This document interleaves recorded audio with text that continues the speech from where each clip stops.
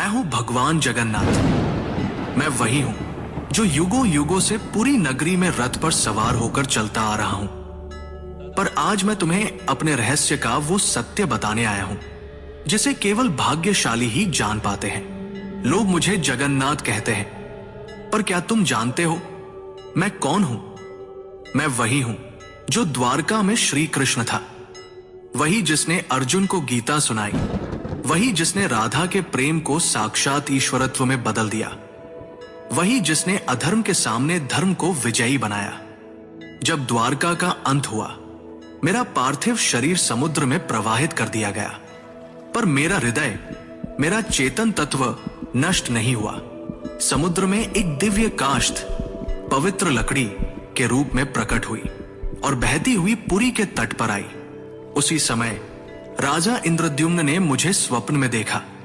हे राजन, ये कोई साधारण लकड़ी नहीं, ये मेरा शरीर है, इससे मेरा विग्रह बनवाओ। राजा ने आदेश दिया। मूर्ति बनाने के लिए एक वृद्ध पुरुष प्रकट हुए। उन्होंने कहा, इन्हें गुप्त रूप से बनाऊंगा, कोई द्वार मत खोलना। वो कोई और नहीं, स्वयं विश्वकर्मा थे। जब मूर्तियां बन रही थी, रानी की चिंता बढ़ी। द्वार खुलवाया गया। मूर्तियां अधूरी थी। मेरे हाथ नहीं थे, मेरे चरण नहीं थे, पर तभी आकाशवाणी हुई, यही मेरा विराट रूप है, यही मेरा जगन्नाथ स्वरूप है, जहां मैं हर सीमा से परे हूं। जो मूर्ति नहीं, चेतना है, जो धर्म का रक्षक है। राजा ने मेरे उस दिव्य हृदय को मूर्ति में प्रतिष्ठित किया।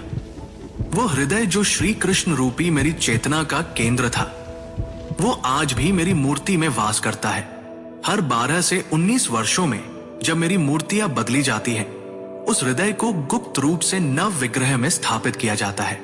कोई उसे देख नहीं सकता, कोई उसका वर्णन नहीं कर सकता, क्योंकि वो हृदय भौतिक नहीं, दिव्य है। मैं वही हूं जो कृष्ण है, विष्णु है और फिर भी सबसे परे है। मेरी आंखें गोल हैं क्योंकि मैं हर दिशा में देखता हूं। जब मैं अपने भाई बलभद्र और बहन सुभद्रा के साथ रथ पर सवार होता हूं, तो वो यात्रा कोई उत्सव नहीं, वो क्षण है जब मैं मंदिर से निकलकर भक्तों के हृदय तक पहुंचता हूं। जब तुम मुझे सच्चे हृदय से पुकारोगे, ओम नमो भगवते जगन्नाथाय, तो तुम पाओगे कि मैं तुमसे कभी दूर था ही नहीं। मैं वही था तुम्हारे भीतर, तुम्हारी चेतना में।